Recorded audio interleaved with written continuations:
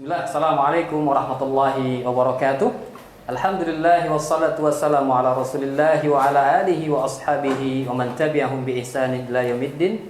Asyhadu an la ilaha illallah wahdahu la syarikalah. Asyhadu anna Muhammadan abduhu wa rasuluh sallallahu alaihi wasallam. Para pemirsa yang dirahmati Allah Subhanahu wa taala, kali ini kita akan mengadakan wawancara eksklusif insyaallah taala. Telah hadir bersama kita salah seorang bapak kita dari Mapolda Sumbar dan juga Ustadz kita, Ustadz Taufik Zulfahmi MA. Hafizahullah ta'ala. Semoga Allah Subhanahu wa ta'ala merahmati mereka berdua. Kita sapa dulu narasumber kita pada siang hari ini. Assalamualaikum Pak. Waalaikumsalam Ustaz. Assalamualaikum Ustaz. Waalaikumsalam warahmatullahi Sehat Ustaz? Alhamdulillah. Alhamdulillah. Alhamdulillah, kita memuji Allah Subhanahu wa taala atas nikmat yang Allah Subhanahu wa taala berikan kepada kita. Salawat dan salam pada Nabi kita Muhammad sallallahu alaihi wasallam.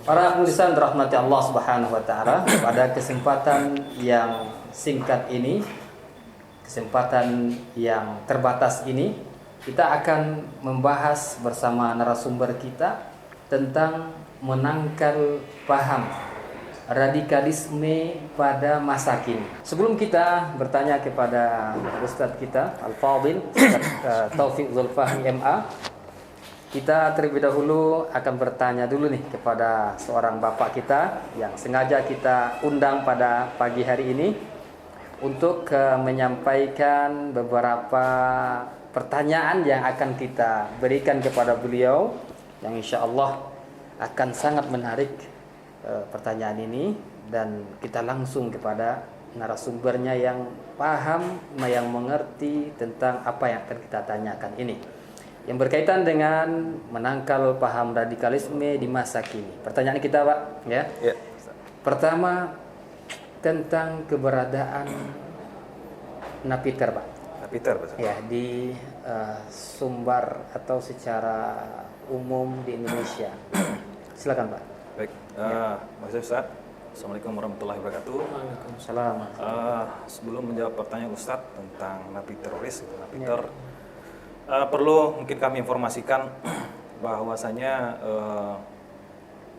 terorisme itu pada awal mulai telah terpapar paham radikal. Yeah. Jadi sebelum mereka dilakukan tindakan represif oleh polisi, mereka terpapar dulu paham radikalisme, dan keberadaan mereka di Sumatera Barat mungkin kami tidak bisa menyampaikan secara data karena tuntutan pekerjaan dan tuntutan rahasia negara gitu kan. Siap. Cuman kami bisa memberikan gambaran bahwasanya para napiter di wilayah Sumatera Barat itu jumlahnya cukup banyak, signifikan, banyak. Bukan berarti di Sumatera Barat tidak aman gitu. Karena perlu kami informasikan juga kepada seluruh masyarakat bahwasanya kalau berbicara tentang terorisme, kalau pandangan masyarakat pada polisi selalu penangkapan gitu. Yeah. Padahal sebenarnya upaya yang utama dari polisi itu, dari Polri tentu di sini, bukan hanya penangkapan. Justru upaya yang sebenarnya itu adalah pada saat melakukan deradikalisme terhadap mereka. Deradikalisme. Upaya penangkapan itu adalah sekedar upaya untuk pencegahan agar tidak terjadi hal-hal yang mungkin yang lebih besar, itu tidak diinginkan. Misalkan ada upaya seperti amalia, pemboman segala macam. Berarti bisa disimpulkan penangkapan itu dilakukan kalau seandainya sudah akan melakukan amal gitu Pak ya? Ya, jadi gini Ustaz, kalau dulu kita terkendala dalam upaya pengentasan masalah terorisme karena dulu kita belum punya undang-undang yang ibaratnya mengatur jelas tentang terorisme. Jadi setelah mereka melakukan tindakan terorisme seperti amalia, pengeboman, bom bunuh diri segala macamnya, baru bisa kita tangkap. Kalau sekarang mereka baru saja melakukan upaya mengarah ke terorisme, misalkan upload media sosial atau mereka melakukan iddat untuk persiapan amalia, itu sudah bisa kita amankan dan bisa ditangkap. Jadi upaya preventifnya lebih bisa dilakukan untuk mencegah. Jadi kalau masyarakat berpikir kebanyakan ini polisi kerja nangkap-nangkap aja, misalnya nangkap terorisme. Jadi pandangan-pandangan yang stigma seperti itu membuat nama polisi, misalnya di kalangan masyarakat sedikit ada stigma negatif itu. Polisi melakukan penangkapan. Tapi justru sebenarnya upaya yang sebenarnya terhadap pelaku-pelaku atau orang-orang yang telah terpapar ini adalah upaya deradikalisasi. Itulah ujung atau muara seluruh upaya dari polisi. Penangkapan hanya untuk mengamankan mereka, dan setelah mereka ditangkap di lembaga permasyarakatan dan seperti tempat-tempat penahanan khusus napiter itu, di sana dilakukan upaya deradikalisasi. Ya, di sana mereka diberikan upaya untuk mengembalikan pemahamannya, mungkin menambah wawasan kebangsaannya, kembali membuat mereka cinta kepada bangsa Indonesia dengan metode yang tentunya sesuai dengan kapasitas dan kadarnya gitu ya, terorisme. Jadi disitulah justru setelah dilakukan upaya deradikalisme di dalam, mereka dikembalikan ke tengah-tengah masyarakat. Jadi setelah mereka berada di tengah-tengah masyarakat, yang kita temukan di lapangan ternyata banyak sekali berbagai permasalahan. Karena pada umumnya mereka yang telah kembali ke tengah-tengah masyarakat, mereka sebagian ada yang diterima, ada yang tidak gitu kan. Di sanalah jadi masalah sebenarnya. Bagaimana Polri dapat berupaya untuk dapat kembali merangkul mereka agar masyarakat dapat menerima mereka, sehingga mereka dapat berbaur kembali. Karena kita khawatirkan seandainya masyarakat tidak bisa menerima mereka dalam pergaulan sehari-hari, kehidupan sosial, mereka tidak ada tempat pelarian lagi dan akhirnya kembali ke jaringan yang lamanya. Direkrut lagi. Sehingga upaya yang telah dilakukan sebelum deradikalisasi yang dilakukan pemerintah itu menjadi sia-sia gitu. Artinya kita tertangkap nih gitu Pak. Yang sudah positif, sudah terpapar. Berarti kalau seandainya di kepolisian, di lembaga pemasyarakatan, kita sudah melihat progres yang bagus, itu dilepas gitu Pak? Jadi di dalam lembaga pemasyarakatan khusus napiter itu ada bermacam-macam program. Ya untuk pemotongan masa hukuman segala macam. Kalau mereka bersedia untuk mereka diberi pilihan. Ada remisi, ada ikut program deradikalisasi. Bagi mereka yang ikut dan bersedia untuk mengikuti program, itu mereka diberi potongan-potongan mendapatkan remisi. Ada juga dari sebagian dari mereka yang nggak mau gitu ya, masih keras gitu kan. Banyak juga dari mereka yang tidak bisa menerima program pemerintah. Sedangkan bagi mereka yang bersedia dan memperlihatkan perubahan perilaku, perubahan pemahaman setelah dinilai oleh orang-orang lembaga juga pemerintah, mereka diberikan remisi, diberikan diberikan sebagai pengetahuan, diberikan pendidikan, pelatihan, dan kembali diterjunkan pada masyarakat. Dan berharap mereka yang telah mendapatkan program-program deradikalisasi dapat menjadi duta-duta untuk kembali mungkin mengajak teman-teman jaringan yang lamanya untuk kembali ke pemahaman dan kecintaan kepada bangsa Indonesia, NKRI. Lebih kurang seperti itu. Berarti setelah dia kembali kepada pemahaman yang benar, itu dari kepolisian juga ada upaya mengekspos seperti itu Pak ya, agar dia diterima kembali di masyarakat. Bahwasanya si Fulan tidak lagi memiliki pemahaman seperti itu, sehingga memang diterima. Benar ya. Tapi ada yang menarik Pak. Teringat kita banyaknya iklan itu. Tentang ini berbeda nih. Apakah sama tentang orang yang narkoba misalkan Pak? Contoh narkoba. Kalau dia melapor, itu nggak dihukum, malahan diberikan upaya untuk sampai dia tidak tergantung lagi narkoba. Apakah bisa juga? Nah, sekarang kan kita lagi wawancara nih Pak. Kita sampaikan nih orang-orang yang merasa dirinya radikal, kalau merapor ke Bapak gimana gitu Pak? Pak saya radikal nih, tolong saya radikalisasi gitu. Bisa enggak gitu? Jadi ini menarik sekali pertanyaan Ustaz. Menarik sekali sebenarnya. Ya, saya pertama juga pertanyaan dari Ustaz nih. Jadi gini Ustaz, kalau narkoba itu memang ada ibaratnya rehabilitasi. Beliau yang mereka yang yang bersedia untuk tidak terlibat dan bersedia dirinya direhab itu dapat fasilitas oleh negara. Sama halnya dengan terorisme yang justru seperti yang Ustadz bilang itu, mereka yang bersedia kembali justru itu yang kita cari itu. Dan kita tidak akan menangkap karena mereka justru mereka seperti itu, kita tidak menganggap subjek itu sebagai kita mendiskreditkan sebagai orang yang salah, karena itu kan kadang mereka yang sebagai pelaku ini juga adalah korban. Jadi bila mereka melaporkan diri segala macam, justru di sana kita lebih berjalan proses deradikalisasinya, karena ya nggak harus mereka, kecuali mereka melakukan amalia gitu, melakukan aksi misalkan teror, membuat kerusuhan, baru kita tangkap. Tapi apabila tidak, kita ada program deradikalisasi, dan itu dari pusat pun BNPT itu ada program-program tertentu untuk mereka. Dengan tentunya kami yang berada di wilayah sebagai perantara atau perpanjangan tangan dari BNPT pusat. Masya Allah. Berarti kalau seandainya kita memang sudah meninggalkan pemahaman itu, baiknya memang kita ekspos juga gitu Pak ya. Agar janganlah persangkaan tidak baik dari orang-orang yang sebelumnya mengenal kita masuk ke kelompok itu, berubah juga dengan kita, akhirnya menerima gitu. Artinya dari kepolisian kita juga mungkin umpama nih Bapak sudah melihat orang ini dalam kelompok itu, ternyata dia sudah berubah gitu. Kalau nggak diinformasikan kan juga nggak tahu gitu kan. Kita kembali beralih Pak, kepada orang yang kita maksudkan. Harus diinformasikan, karena pemirsa rahmat Allah Subhanahu wa taala,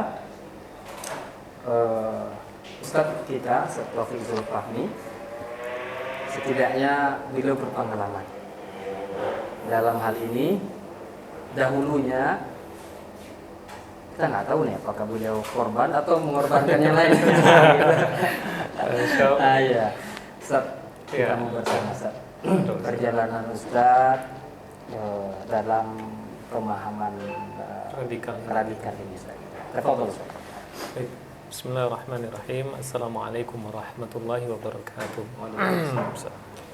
Innal hamdalillah nahmaduhu wa nasta'inuhu wa nastaghfiruh wa na'udzu billahi min shururi anfusina wa min sayyiati a'malina. May yahdihillahu fala mudilla lahu wa may yudlil fala hadiya lahu. Asyhadu an la ilaha illallah wahdahu la syarika lahu wa asyhadu anna Muhammadan abduhu wa rasuluhu sallallahu alaihi wasallam. Terima kasih nih, Masya Allah. Acara yang mudah-mudahan ini punya faedah yang banyak ya Pak. Karena memang hal inilah tugas kita. Pertama mungkin dari dai-nya, yang kedua dari tugas dan wewenang atau amanah yang diberikan kepada pejabat yang kompetensinya memang untuk mengamankan negeri, seperti Bapak yang dari Polda gitu kan. Nah, mengenai persoalan radikal ini, jadi pertanyaan Ustaz tadi, apakah kita punya pengalaman di situ? Ya, kita menyampaikan bahwasanya kita justru khawatir sekarang ini, pertama dulu, karena kita memang telah mengalami, dahulu sampai 10 tahun lah lebih kurang di pemahaman seperti itu. Dan itu efeknya kita berkesimpulan bahwasanya pemahaman ini betul-betul berbahaya bagi umat manusia, umat Islam, dan secara umum adalah umat manusia. Karena memang pemahamannya betul-betul dia melakukan tindakan kekerasan, tapi dianggap ini sebagian bagian dari agama, ibadah. Nah, mengenai pengalaman kita ini Ustaz Ridho dan juga Bapak dari Polda ini, Kita tahun 97 memang sudah 97. Lama sekali. 97. Udah lama sekali. 5 tahun umur saya. baru 5 tahun. Baru 5 tahun. Kita waktu itu sekolah di MAN ya, lebih kurang sekolah di MAN. Sudah saya baru masih apa itu? Masih berselimut. berselimut, Masya Allah.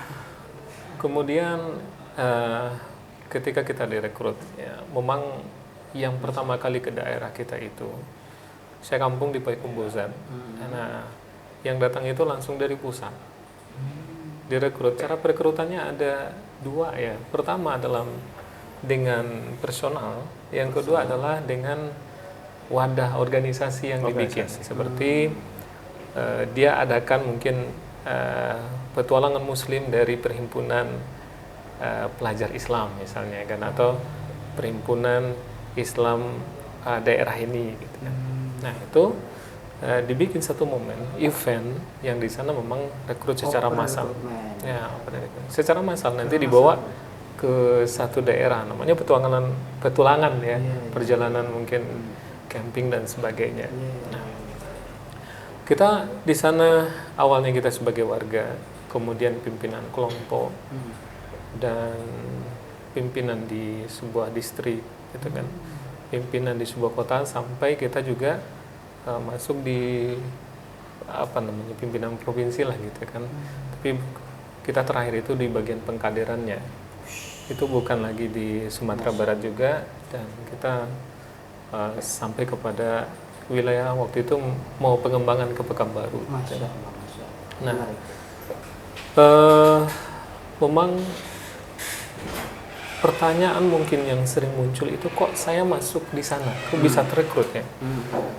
Nah, di awal itu dulu memang kita ini sebagai pemuda muslim yang semangat ya, waktu itu menggebu-gebu Pak ya, semangat untuk membela Islam itu, kemudian disambut dengan hal seperti ini ya, datangnya pemahaman waktu itu dinamakan NII ya. Di awal kajian itu tidak disebut NII, tapi sudah di ujung sebagai pimpinan baru kita tahu ini NII gitu. Nah, salah satu cara merekrut itu, dan ini bagian dari ideologi dasar mereka Pak ya, dan di sini juga kesalahan fatal yang akan mengakibatkan mereka melakukan amalia seperti itu. Nah, di perekrutan itu memang digambarkan indahnya Islam ya, kemudian kita begitu juga dituntut untuk membela Islam, dan nanti digambarkan juga bagaimana ini adalah negeri Islam, cara Rasulullah berjuang seperti ini menurut versi mereka. Nah, sekarang ya seperti ayat yang disampaikan, inil hukmu illa lillah, tidak ada hukum kecuali hukum Allah Ta'ala. Kita harus memperjuangkan Al-Quran. Siapa yang nggak mau memperjuangkan Al-Quran ya? Tentunya kira-kira tegak enggak hukum-hukum Islam di Indonesia? Waktu itu yang ditanya itu malah hukum potong tangan, hukum zina, atau umat muslim yang ada di Indonesia ini apakah mereka bebas menjalankan syariatnya sampai pada rajam kayak gitu. Akhirnya kita berpikir, oh iya ya, hukum kita bukan hukum Islam, bukan Al-Quran. Padahal Allah mengatakan inil hukmu illa lillah, sesungguhnya hukum itu tidak ada hukum kecuali hukum Allah Ta'ala. Ternyata yang dipakai adalah hukum undang-undang yang bukan Islam, intinya menentang Pancasila lah. Akhirnya kalau begitu kita perlu berjuang menegakkan agama ini, dan kita harus hijrah ke kumpulan orang-orang muslim yang berjuang bersama kita. Maksudnya wadah NII ini walaupun tidak disebutnya. Jadi di sana siapa yang mau berjuang, coba baiat.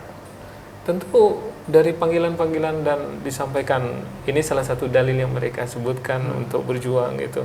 Kita membela hukum Allah di sini. Tentu siapa yang nggak mau gitu ya. Dengan akal pendek kita waktu itu, akhirnya kita bergabung. Sehingga memang orang-orang di sana sebagiannya adalah orang-orang yang betul-betul semangat saat itu. Betul-betul semangat Pak. Kita bergabung tahun 97. Kemudian pemahaman itu juga disampaikan kepada orang-orang yang direkrut itu, siapa yang tidak hijrah bergabung dengan wadah ini, berjuang Islam, maka dia kufur. Apa buktinya? Al-Quran juga disebutkan di situ. Faman lam yahkum, seperti dalam surat Al-Maidah ya. Allah Ta'ala mengatakan, a'udzubillahi minasyaitonir rajim, faman lam yahkum bima anzalallah faulaika humul kafirun. Siapa yang tidak berhukum kepada hukum Allah, mereka itu kafir. Kafir yang dimaksudkan adalah keluar dari agama Islam. Toh, waktu itu kami berpemahaman, Pak, PNS itu kafir, polisi itu kafir. Seperti yang Bapak rasakan bagaimana teroris sekarang ini. Betul, ideologinya seperti itu. Ya, jadi statement ya mungkin yang lawan beratnya itu termasuk salah satunya aparat keamanan, polisi, Pak. Gitu kan.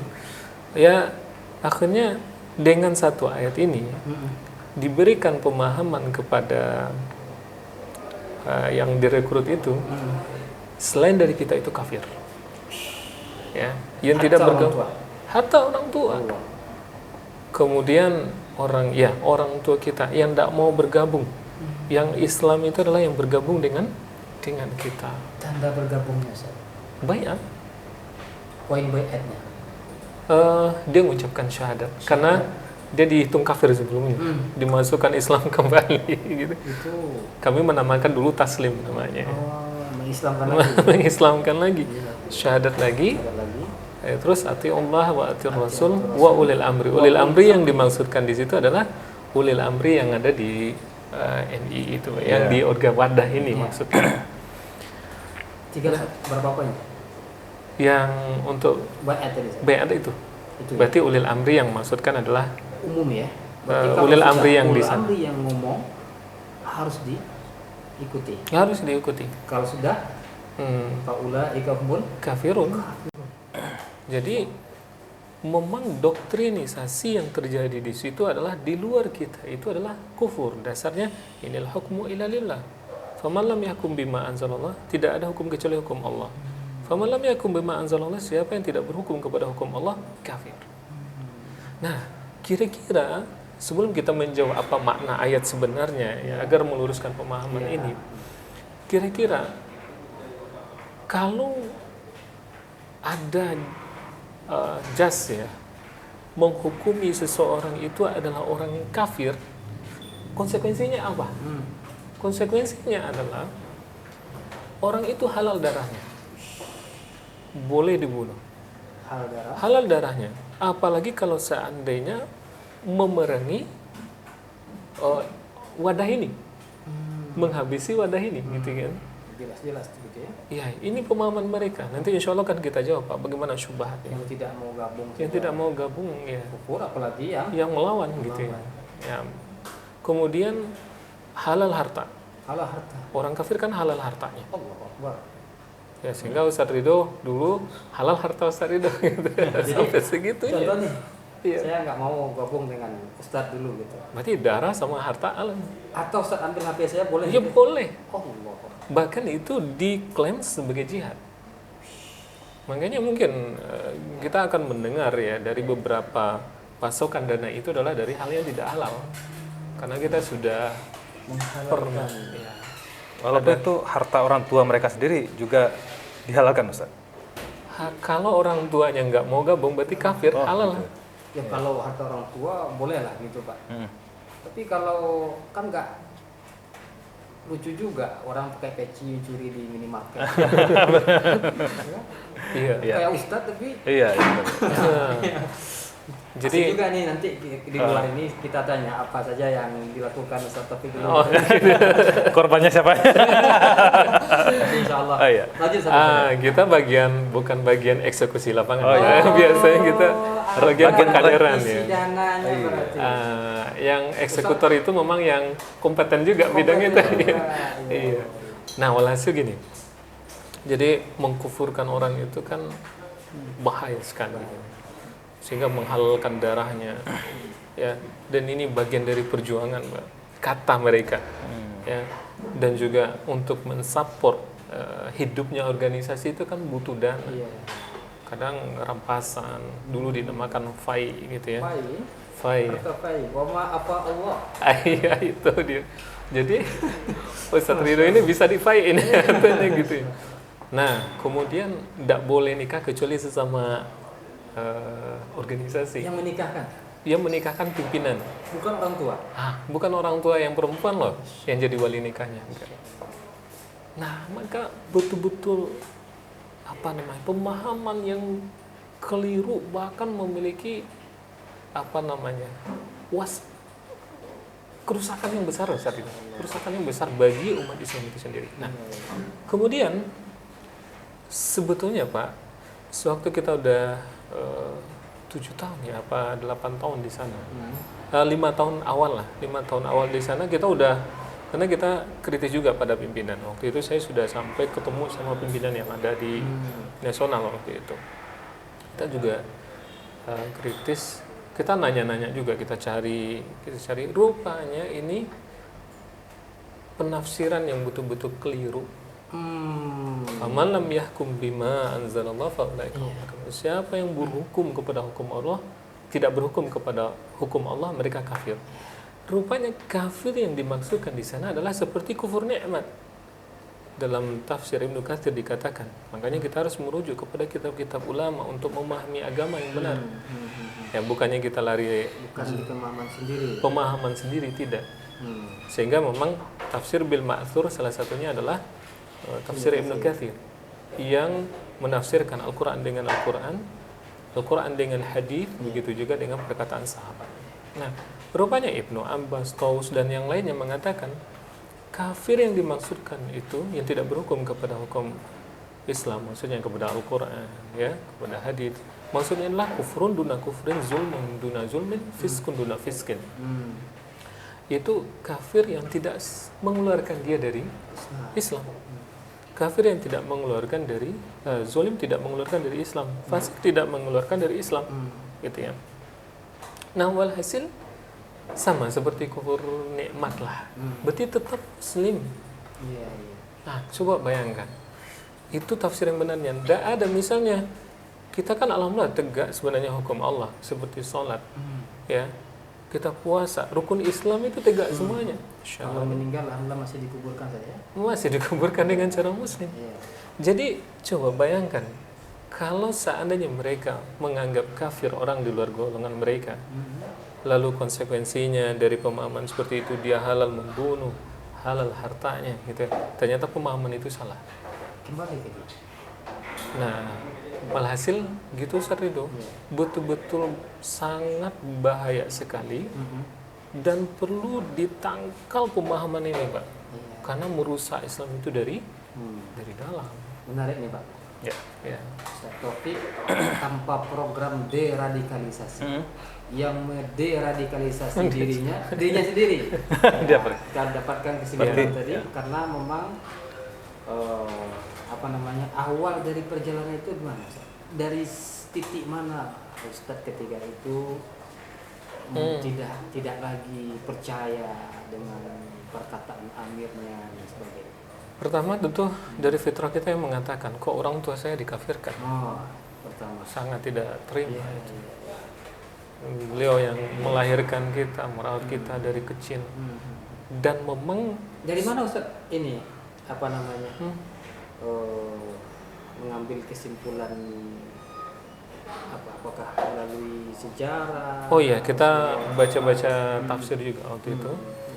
Juga sejarah. Rupanya ideologi ini sudah terjadi di zaman, kalau cikal bakalnya di zaman Rasulullah SAW.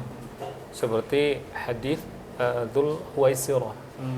Nah, yang dia coba protes kepada Nabi, kepada pimpinan. Akhirnya seolah-olah dia tidak setuju. Ya. Kemudian zaman Utsman bin Affan itu dalam bentuk tindakan, belum berbentuk wadah. Ya, tindakan seperti membunuh Utsman bin Affan. Nah, ada yang memuji-muji yang pembunuh Utsman bin Affan ini gitu ya. Karena Utsman bin Affan khalifah gitu ya. Diprotes sampai dibunuh kan gitu. Kemudian berbentuk organisasinya ini kita pelajari adalah ketika zaman Ali bin Abi Thalib. sudah dalam bentuk organisasi. Haruriyah kalau tidak salah waktu itu. Kemudian pemahamannya sudah pemahaman Khawarij. Dia tidak taat lagi kepada Ali bin Abi Thalib sebagai pemimpin yang sah. Jadi inti Khawarij ini asal katanya kan keluar. Jadi Khawarij ini keluar dari ketaatan pimpinan yang sah. Inilah yang Khawarij. Nah, salah satu ideologi yang paling inti itu adalah mengkafirkan di luar golongan kelompok mereka, termasuk penguasa. Jadi bahaya juga eksklusif ini. ya. Eksklusif, sangat eksklusif. Iya, sangat eksklusif. Jadi Ustaz Ridho, saya menarik sekali tadi penjelasannya dari Pak Ustadz Taufik. Selama ini kami juga bertanya-tanya. Ada juga semacam pertanyaan kepada kami terkait dengan penangkapan cabut baiat NII beberapa waktu yang lalu. Itu sebagian besar dari kita bilang simpatisan, mereka tidak terima karena pada prinsipnya mereka bilang dia cuma ikut taklim gitu kan, majelis-majelis. Mereka tidak, ya sebagian mereka belum baiat, sebagian besar mereka. Sehingga banyak pertanyaan-pertanyaan dari baik instansi lain pada kami, terus masyarakat juga. Itu kenapa itu famili saya, dia cuma ikut taklim, cuma ikut pengajian, kenapa ditangkap? Ternyata terjawab sudah dari apa yang disampaikan oleh Ustadz Taufik. Ternyata cara perekrutannya nggak hanya melalui personal, tapi juga melalui organisasi. Dan itu pada awalnya belum diberitahukan, Pak ya? Belum. Sehingga pada akhirnya terus dimasukkan kajian dia hingga nanti pada akhirnya mungkin didoktrin, sehingga pada saat mereka sudah militan, baru tuh mereka udah siap dijadikan kader, baru mereka dibaiat. Jadi terjawab sudah buat kami. Ternyata upaya yang dilakukan itu ternyata tidak salah. Mungkin barangkali mereka itu masih tahap pengkaderan baru belum untuk dibaiat. Tapi suatu saat setelah mereka siap, mungkin barangkali mereka baru dibaiat. Jadi terima kasih sekali sama Jadi kami udah ada jawaban ini, udah ada solusi. Kalau ditanya kami udah ada. Ini langsung dari praktisinya. Beliau yang direkrut kemudian juga melakukan perekrutan. Gitu kan. Alhamdulillah Ustaz Taufik sudah menjelaskan kepada kita. Menariknya juga, walaupun beliau dahulunya sangat militan, toh ternyata sekarang beliau adalah sebagai PNS di sebuah instansi gitu. Nah, itu Ustaz masuk ke instansi pemerintahan. Apakah Ustaz sudah menyatakan diri untuk keluar atau masih ada aktivitas seperti itu ya? Sangat menarik. Iya. Kita itu memang waktu jadi PNS itu. Sebetulnya cikal bakal kita mau keluar itu udah dari tahun sudah 2003 sih. Iya. Karena sulitnya Pak keluar dari golongan ini, karena memang ancamannya langsung bunuh. Memang ancaman langsung bunuh. Kebetulan anggota kami itu juga ada ini Pak. Ya nggak apa-apa ya, mungkin saya sampaikan juga. Ada yang Dewi Pekanbaru memang eksekutor, kalau dulu dia mantan preman yang sering melakukan pembunuhan. Dan anggota kita juga mantan preman suka membunuh, direkrut, diberikan pula tugas yang seperti itu. Berarti dahulunya mungkin dia merasa dosa Ustaz ya. Tapi sekarang setelah di kelompok itu merasa berpahala dia itu yang membunuh orang-orang yang keluar dari jamaah ya. Dan itu ada yang ceritain sama kita sendiri itu Pak. Bagaimana dia dahulunya. Jadi memang kita punya proses start itu. Nah, dari 2003 kita sudah mempelajari. Waktu itu memang kita sudah membatasi diri kita, sudah minimal dari niat dahulu, kemudian memikirkan upaya untuk bagaimana anggota-anggota itu bisa keluar, karena ini tanggung jawab saya. Karena kadang-kadang satu bulan itu saya rekrut orang itu sampai 60, kadang bulan ini ada, bulan besok sekian, sampai 60. Karena ada laporan ke pimpinan terus, makanya kita agak cepat naiknya waktu itu. Nah, Jadi dari kitab-kitab ulama lah kita pelajari, kita coba ringkas dahulu sampai saya beli buku, saya baca sendiri, kemudian saya dengarkan ada kajian seperti kitab Tauhid itu. Kitab Tauhid, ya. Dan Masya Allah saya dihadiahkan juga oleh salah seorang ustadz kita. Kitab ini saya ringkas, saya buat materi.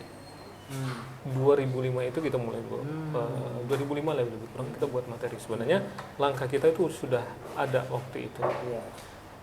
Akhirnya karena kita sebagai tim pengkaderan itu dan saya ketuanya, saya buat materi-materi seputar masalah takfir.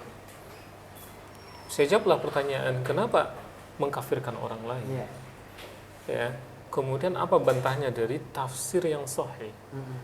Saya bikin, saya cetak, kemudian biasalah kita kan ke Payakumbuh kasih materi, ke pesisir selatan kasih materi, di Padang kasih materi. Saya kasih itu, nah endingnya saya sendiri yang dikeluarkan bersamaan dengan orang yang sudah kita kasih pencerahan lebih awal. Iya. Jadi Di banyak DO Ustaz ya. Berarti Ngadek. memang kalaupun tidak bisa mengajak orang-orang yang dulu Ustaz bawa, tapi sebagiannya sudah bisa ikut sama Ustaz ketika Ustaz mudah, malahan ada yang lebih duluan dari kita. Kita masih punya planning nih, ada yang harus diapain sampai kita di-cut sama pimpinan. Ancamannya memang ya walaupun tidak ada eksekusinya, ya ancamannya adalah nyawa sih. Namun kita sampaikan, Anda mau Islam kan? Saya juga Islam. Saya akan tuntut Anda. Nah, kemudian tolong bantah saya dulu dengan ilmiah. Coba materi saya, makalah saya, ada beberapa makalah itu saya sebar. Tolong bantah secara ilmiah. Kita kan judulnya tafsir masalah kafir gitu kan. Saya pakai tafsir yang sahih. Tolong sudah bantah, undang saya biar saya datang sendiri di situ. Karena memang anggota itu kan ada yang pro kita, ada yang tidak pro kita. Pimpinan pun datang mau eksekusi ini sudah ngambil sikap dulu gitu. Kita nggak langsung nyatakan diri keluar waktu itu. Nah sampai kita dinyatakan keluar bersama pasukan yang anggota-anggota yang telah kita bina lagi. Dan itu memang selagi kita bersama Bapak Pak Polri ini Ustaz ya. Masya Allah. Perlu menjadi perhatian kita juga Pak terhadap orang-orang yang semisal dengan Ustaz Taufik ini, yang beliau itu mungkin mendapatkan ancaman. Kira-kira kalau ada yang menyampaikan hal itu kepada Bapak kan, misalkan seperti itu, kira-kira upaya apa yang Bapak bisa? Maksudnya ancaman terhadap? Contoh nih, Ustaz Taufik, ada yang lainnya, yang lain Ustaz Taufik yang serupa, dia sudah ingin meninggalkan itu, namun belum bisa karena banyaknya ancaman. Apakah ada upaya penguatan atau bagaimana? Jadi Ustaz, emang yang kita temui di lapangan, memang mereka yang telah keluar dari organisasi atau jaringan lama itu benar-benar orang yang telah benar-benar siap. Kita lihat, kita lihat mungkin ada beberapa yang kita sekarang udah dekat dengan kita, karena mereka juga bercerita. Saya udah ditinggalkan oleh teman-teman saya yang lama. Terus itu ada yang ngancam juga, terus keluarga saya juga ini diteror gitu sebagian kan. Tapi mereka yang benar-benar keluar dengan upaya kita selalu melakukan pendekatan, terus seperti apa saya bilang tadi, deradikalisasi itu tidak hanya dengan cara pendekatan saja, tapi kita seluruh aspek kehidupan mereka kita perhatikan. Misalkan mereka setelah kembali ke masyarakat tidak dapat pekerjaan, kita ada berbagai macam program, bisa memberikan bantuan, pelatihan segala macam, selalu kita pantau. Dan itu pun seluruh para mantan-mantan napi teroris itu kita selalu berkoordinasi setiap bisa dibilang setiap saat mungkin Ustaz. Dan mereka pun mungkin apabila ada hambatan di dalam misalnya pengurusan administrasi, pembuatan SIM mungkin atau kendala ini segala macam, kita selalu berupaya untuk memberikan pelayanan prima lah istilah pelayanan prima. Jadi mereka agar mereka tidak sendirian. Tidak sendirian dan mereka pun merasa terayomi, ternyata betul karena kita sadar bahwa mereka yang telah berani untuk meninggalkan organisasi lamanya itu kondisinya tidak sebaik mereka dulu di jaringan lamanya dan mereka pun butuh keberanian untuk itu. Jadi kita pihak Polri selalu merangkul dan memberikan upaya perlindungan apapun itu. Alhamdulillah ya, pemirsa, jangan ragu ya, para pemuda yang saat ini mungkin tergabung dengan kelompok-kelompok tersebut ya, jangan ragu untuk kalau seandainya menemukan ketidaknyamanan, toh alhamdulillah sudah ada pendahulu kita seperti Ustaz Taufik yang mungkin bisa kita ajak juga diskusi untuk penguatan diri kita, pun dari kepolisian pun mau untuk membantu kita agar kita kembali kepada pemahaman yang benar. Terakhir mungkin Ustaz Taufik ya, karena Taufik juga banyak pekerjaan mungkin ya. Kira-kira apa upaya yang bisa kita lakukan atau nasihat Ustaz dalam hal menangkal paham radikalisme ini di masa saat ini, Baik. Terima kasih Ustaz Ridho. Dan ini memang upaya selaku dari pernah masuk dalam pemahaman seperti itu ya. Kita melihat begini. Sebelum kita ada poin-poin khusus ya. Yang pertama kita harus pahami dulu bahwasanya agama ini memang fitrah manusia. Mereka rindu akan kebenaran, ya. Kemudian mereka mencari, dan itu tidak kita nafikan. Kemudian objek dari pemahaman ini Pak, betul-betul adalah para pemuda yang paling banyak. Mungkin rentang umurnya ini Ustaz Ridho adalah dari SMA sampai ke kuliah, karena memang kita sudah dalam perekrutan itu memang umur segitu yang sangat umur segitu yang sangat potensial. Mereka mencari jati diri, kemudian mereka mudah untuk dibawa menyemangati mereka karena masih polos, terutama waktu SLTA ini. Di kampus nanti sudah banyak juga warna, tapi mereka cenderung berorganisasi di situ. Nah, jadi memang yang pertama nasihat kita adalah dekatkan mereka dengan pemahaman yang benar, pemahaman Islam yang benar maksudnya. Kalau mereka rindu ini terhadap beragama, maka mesti ada jalur yang mereka tempuh, ya, sehingga mereka tidak salah taklim. Maka mereka harus mendatangi majelis ilmu dengan ustadz yang sudah jelas keilmuannya. Nah, itu prinsip. Ya, jadi para pemuda sekarang ini kita lihat akan banyak warna gitulah gitu kan, pengen eksistensi diri, pengen belajar Islam, maka mesti kita mengetahui kepada siapa kita berguru, kemudian apa sih yang dipelajari, dasarnya jelas apakah tidak. Nah, maka walhasil ini yang pertama mesti untuk dakwah agama yang benar ini betul-betul berjalan terus-menerus ya. Masuk ke semua lini, terkhusus bagi pemuda-pemuda, karena memang ancaman yang besar itu bagi pemuda. Nah, kemudian yang nampak gambaran bagi saya pribadi ya, yang kedua itu adalah faktor teman. Nah, karena apa? Salah satu objek rekrut itu adalah teman dekat.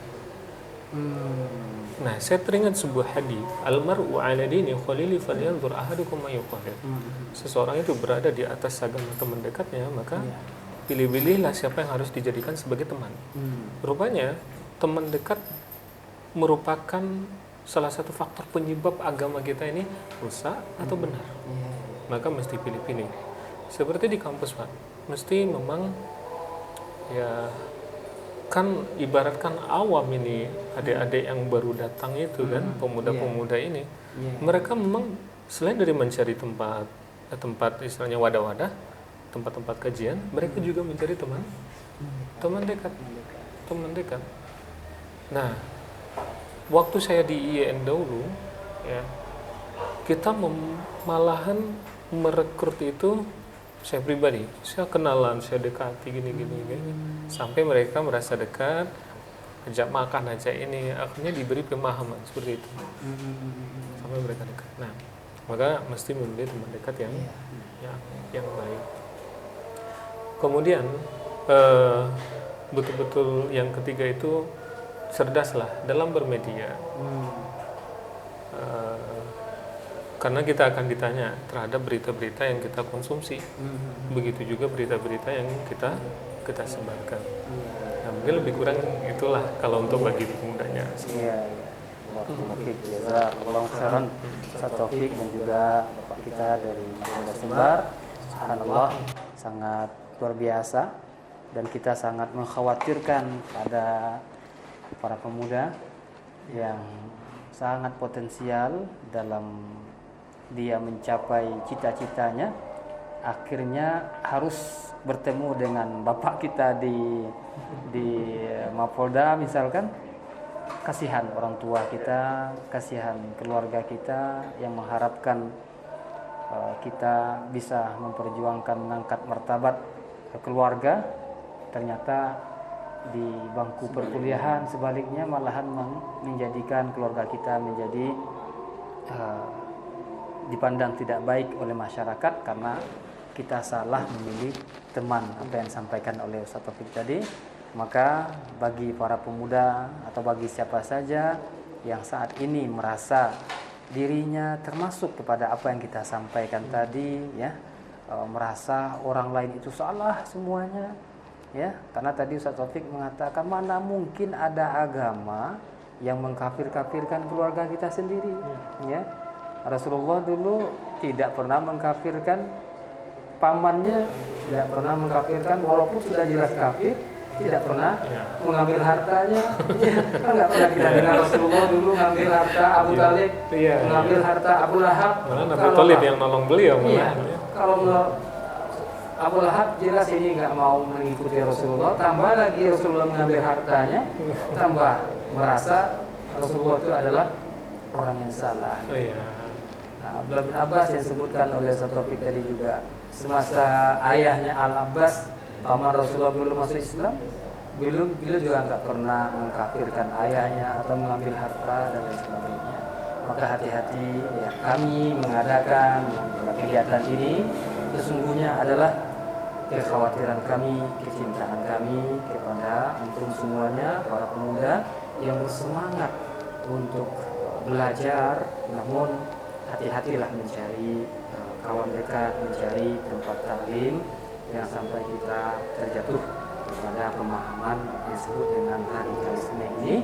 Namun kalau seandainya kita merasa diri kita berada di kelompok tersebut, kemudian kita merasa ingin keluar tapi banyak hambatan, jangan ragu-ragu untuk kemudian menemui ustadz yang dapat dipercaya untuk meyakinkan kita, atau boleh kita menghubungi pada pihak berwenang, kepolisian untuk membantu kita agar bisa keluar dari kelompok tersebut, agar kita betul-betul menjalani agama ini, menjadikan hati kita menjadi tenang, karena agama Allah Subhanahu wa taala Allah turunkan rahmatun lil alamin, sebagai rahmat bagi sekalian alam, bukan untuk menendang kaum muslimin, bukan untuk mengkafir-kafirkan orang lain.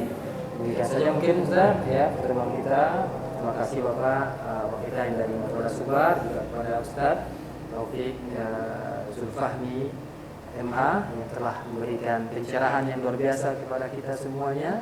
Kita cukupkan dulu dan insya Allah mudah-mudahan di lain kali kita akan adakan lagi wawancara sekaligus kajian atau tabligh akbar eksklusif membahas hal yang mungkin lebih menarik dari hal ini.